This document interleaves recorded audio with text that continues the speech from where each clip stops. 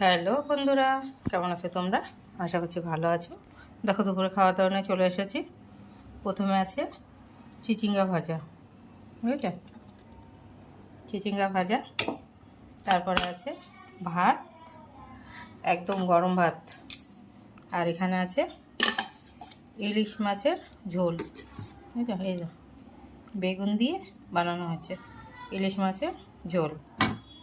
আর এখানে আছে মাছের ডিমের বড়া ভাজা। দেখো মাছের ডিমের বড়া ভাজা।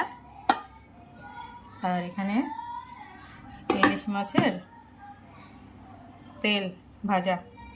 ঠিক আছে, এটা কে খেতে ভালোবাসো, কে কে, ঠিক আছে, কমেন্ট করে জানাবে।